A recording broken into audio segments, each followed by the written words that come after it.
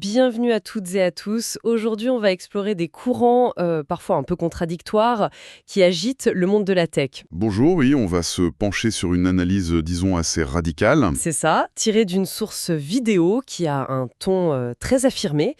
Ça concerne l'avenir du code, de l'IA, et puis aussi des alternatives comme la blockchain, le bitcoin. Hmm. Le point de départ, c'est une affirmation choc, hein. Coder aujourd'hui, ça mènerait tout droit à la précarité. Carrément. Et qu'il faudrait juste arrêter de coder. Voilà. Donc notre mission, c'est de décortiquer un peu ces arguments qui sont quand même audacieux. Oui, comprendre la logique derrière, voir ce que ça révèle sur les tensions actuelles dans la tech, parce que c'est ça qui est intéressant. Exactement. Et c'est vrai que c'était un point de vue qui ne laisse pas indifférent. Ça va un peu à l'encontre de beaucoup d'idées reçues sur les carrières dans la tech. Tout à fait. La source, elle dresse un portrait très critique du travail dans ce secteur. Elle est aussi sceptique sur l'IA, enfin, sur l'engouement actuel. La fameuse hype. Voilà.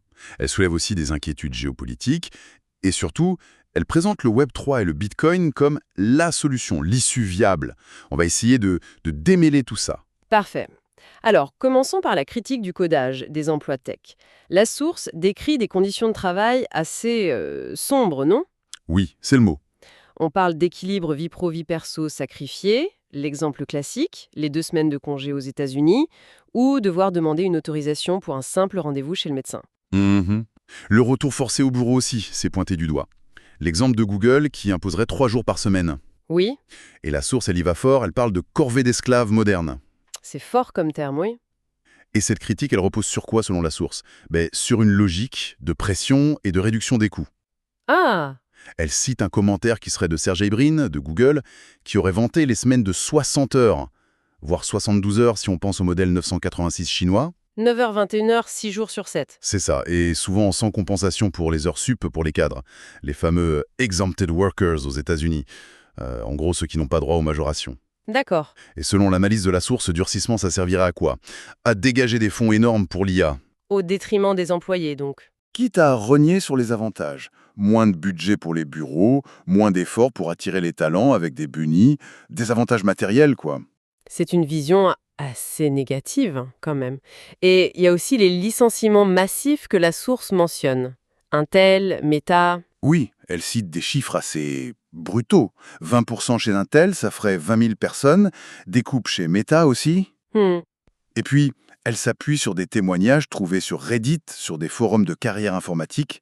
Certains parleraient d'un bain de sang pour les jeunes diplômés. Un bain de sang. Est-ce que la source, elle donne des données plus larges ou ça reste sur ces exemples, ces anecdotes? La source, elle utilise principalement ces exemples très médiatisés, oui, et des témoignages anecdotiques pour illustrer son propos. D'accord. On trouve des récits d'anciens de la Big Tech qui décrivent une culture d'entreprise toxique, beaucoup de politique interne, une pression énorme, un sentiment de déshumanisation. Oui. Et il y a cet exemple aussi d'une personne qui serait restée 2 ans au chômage en le cachant à sa famille et qui n'aurait retrouvé un job que par piston.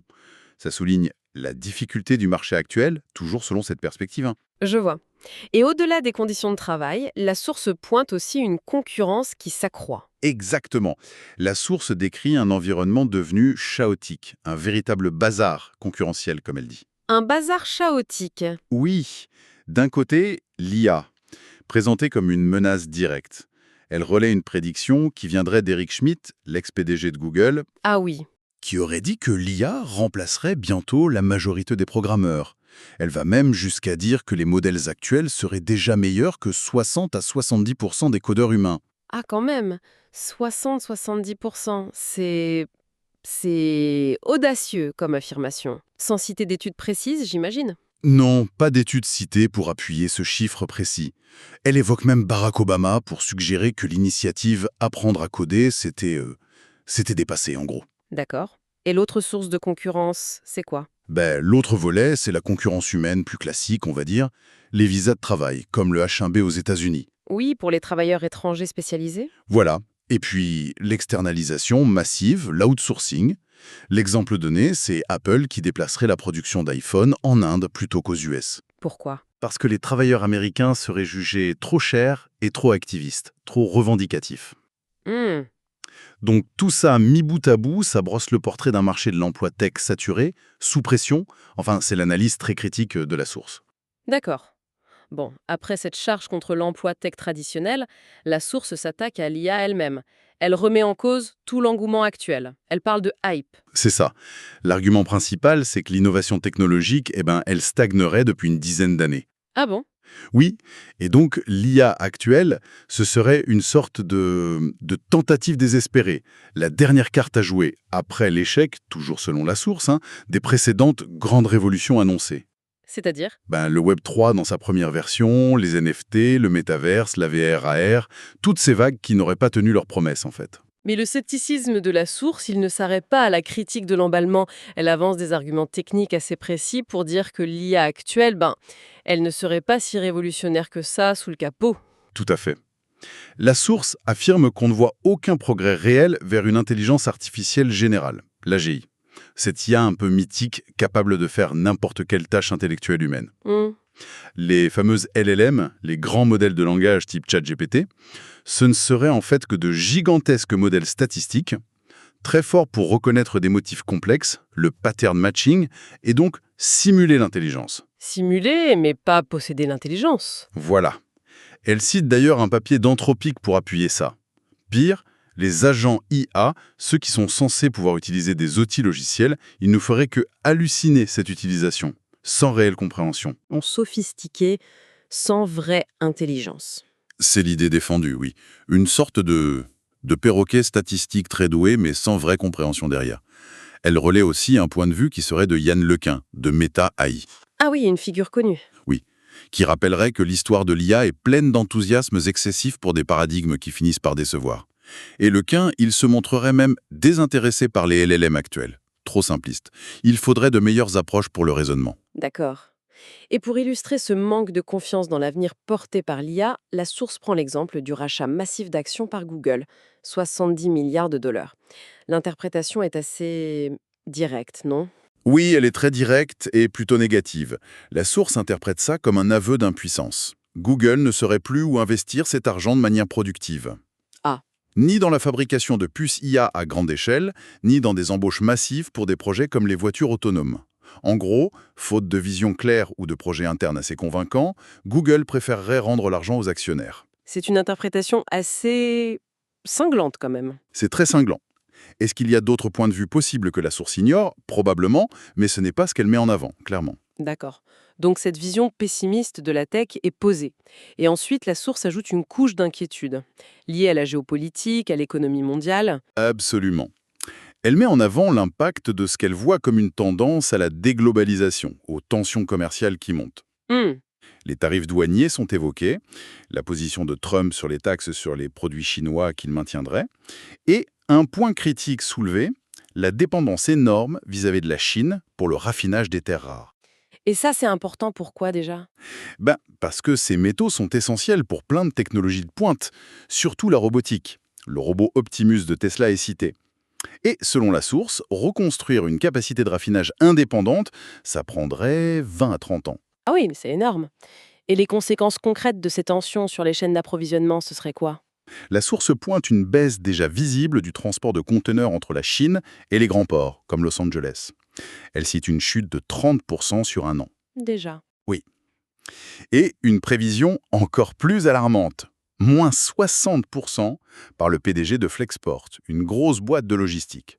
L'impact économique potentiel qui est avancé est colossal. 2 milliards de dollars pour le commerce de détail. 2000 milliards. C'est vertigineux. Comment elle justifie ce chiffre? Elle l'évoque comme une estimation globale des perturbations possibles sur les flux commerciaux. C'est présenté comme un risque majeur. Et le scénario catastrophe, du coup, ce serait?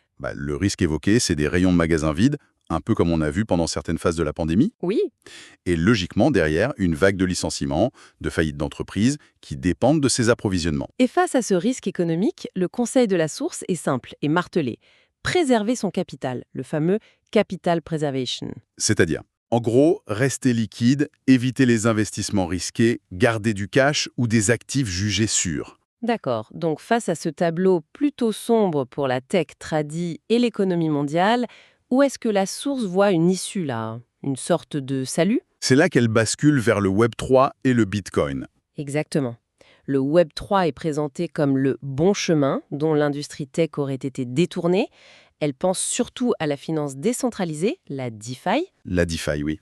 Un système financier sur blockchain, sans les banques traditionnelles. C'est ça, les prêts, les empreintes directes entre utilisateurs, la tokenisation d'actifs réels, transformer de l'immobilier par exemple en jetons numériques échangeables. Mhm. Et tout ce potentiel aurait été freiné, d'après la source, par ce qu'elle appelle la regulation through enforcement. Qu'est-ce que ça veut dire, ça? Une régulation qui se fait pas par des règles claires à l'avance, mais par des actions en justice, des sanctions après coup contre les acteurs du secteur. Ça crée de l'incertitude. Je vois. Et au sein de ce Web3, les stablecoins, ils ont l'air d'avoir un rôle central pour la source. Oui, il y a un enthousiasme très marqué là-dessus. Elle cite une prédiction de Citibank, un marché des stablecoins qui pourrait atteindre 3 700 milliards de dollars d'ici 2030.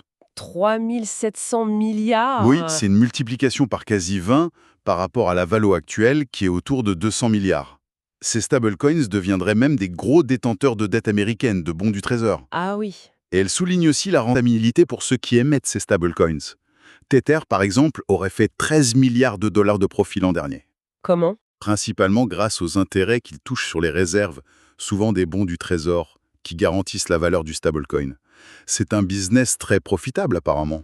D'accord, ça c'est la théorie. Mais est-ce que la source voit des signes concrets que cette infrastructure se met vraiment en place? Oui, elle interprète plusieurs choses comme des signaux positifs. Par exemple, l'assouplissement des règles de la Fed, la Banque centrale américaine, qui permettrait aux banques de gérer des cryptos. Mhm. Elle note aussi que des géants du paiement comme Stripe développent leurs produits stablecoin. Ils viennent concurrencer PayPal, qui a son PYSD, et Coinbase avec l'USDC. Ça bouge donc. Ça bouge. Elle mentionne aussi le lancement d'une nouvelle blockchain, Unichain, par Uniswap, un grand nom de la DeFi. Ça aurait vite attiré 400 millions de dollars de TVL, la valeur totale bloquée. C'est un indicateur clé en défi, ça. Exactement. Elle cite même un exemple de rendement annuel, APY, de 89% sur une paire USDC-WBTC pour montrer l'attractivité potentielle. Et même MetaMask, le portefeuille crypto, permettrait d'utiliser des stablecoins pour payer les frais de transaction. Et ça, pour la source, ça signe le déclin d'Ethereum, jugé trop complexe. Donc, la source voit vraiment un écosystème financier parallèle en train de se construire, brique par brique. C'est exactement l'idée. Une infrastructure financière alternative sur blockchain et stablecoins qui échapperait aux contraintes et aux risques du système classique. Et au sommet de cette pyramide alternative, il y a le Bitcoin, l'actif ultime, selon la source. Tout à fait. Le Bitcoin, c'est l'actif de réserve par excellence dans cette nouvelle ère qu'elle décrit. Elle va même plus loin. Elle dit que c'est une opportunité d'investissement unique, accessible au grand public à un stade qui ressemblerait à un investissement précoce dans une start-up série A Angel Investor. Contrairement au capital risque classique, réservé à une élite. Voilà, c'est ça l'idée. Et quels arguments spécifiques elle avance pour le Bitcoin? On sait que c'est très volatile quand même. Est-ce qu'elle aborde ce risque? Elle se concentre sur une vision à très long terme. Elle regarde le graphique logarithmique du prix du Bitcoin. Et là, elle voit une tendance haussière de fond ininterrompue, avec un objectif potentiel d'1 million de dollars par Bitcoin. 1 million? Oui, elle affirme qu'il dépassera l'or comme principal actif de réserve mondiale. Elle cite Brian Armstrong, le PDG de Coinbase, qui aurait dit que Bitcoin est une meilleure monnaie que l'or. Donc la volatilité à court terme est... Gommée par cette perspective. Elle est largement éclipsée, oui. Le conflit fondamental posé par la source, c'est ça. D'un côté, l'IA, vue comme une dépense massive de capital, le CAPEX. Les dépenses d'investissement des entreprises. C'est ça. Et de l'autre, le Bitcoin, vu comme un outil de préservation de ce capital. Capital preservation. Et la source, elle parie clairement sur l'éclatement de ce qu'elle appelle la bulle IA, au profit du Bitcoin. Et pour vraiment marquer les esprits, la source finit avec une analogie historique, assez forte, celle du féodalisme. Oui, c'est la comparaison choc, pour finir. La situation actuelle est comparée à l'Europe médiévale, et ceux qui n'adoptent pas le Bitcoin aujourd'hui, ils sont assimilés aux serfs. Aux serfs. Oui, liés à la terre, nés pauvres, condamnés à le rester. Un statut social quasi immuable dès la naissance. C'est une vision très déterministe. Comment elle justifie une comparaison aussi extrême? Ça laisse aucune place au changement, à la mobilité sociale. La logique avancée, c'est que la blockchain viendrait figer le statut économique et social. pour des générations. Figé, oui. Selon cette perspective, être pauvre aujourd'hui, par exemple, en s'accrochant à un job de codeur sur des technos jugés dépassés, ça signifierait que tes descendants le resteraient aussi, parce que la richesse serait de plus en plus détenue et transférée via la blockchain. La source fait même référence à la révolte des paysans de 1391 en Angleterre, mais pour en tirer une conclusion assez glaçante. La nature décentralisée du Bitcoin rendrait toute révolte future impossible. Impossible. Oui. Contre cette nouvelle aristocratie crypto, contre qui tu te révoltes. Il n'y aurait plus de pouvoir central identifiable à renverser. La blockchain aurait solidifié les inégalités pour très longtemps. Donc, au final, le message de la source est vraiment sans équivoque. Continuer à coder en Java ou React pour des sites web 1.0 ou 2.0, tout en ignorant la blockchain et le Bitcoin, c'est choisir activement la précarité future pour soi et sa famille. C'est exactement le message martelé, oui. L'ignorance ou le rejet de cette nouvelle technologie est présenté comme la cause directe de la pauvreté à venir. C'est très directif. Bon, en résumé, on a exploré une perspective très affirmée, voire extrême, issue d'une source unique. Ça commence par un diagnostic sévère de l'état du travail dans la tech, puis un scepticisme profond envers l'IA. On ajoute des craintes géopolitiques pour finalement promouvoir avec force les stablecoins et surtout le Bitcoin comme la seule voie d'avenir pour préserver et même accroître son capital. Une vision très tranchée. Absolument. Et c'est crucial de garder à l'esprit que c'est une analyse spécifique avec un biais très clair. Pour élargir un peu la réflexion, au-delà de cette opposition très nette que la source établit, on pourrait peut-être se poser une dernière question. Oui. La source oppose frontalement l'IA dépense de capital et le Bitcoin préservation de capital. Mais que se passerait-il si ces deux forces, au lieu de s'affronter jusqu'à ce que l'une gagne, finissaient par coexister, voire par s'intégrer, se renforcer mutuellement? Quelles pourraient être les conséquences de ça? Intéressant. Ou alors, si on suit la logique de la source sur l'impossibilité de la révolte dans un monde blockchainisé, quelle nouvelle forme de régulation, de contre-pouvoir ou même de contestation pourrait émerger pour éviter cette solidification des statuts économiques et sociaux qu'elle annonce? Voilà, peut-être de quoi nourrir nos propres réflexions après ça.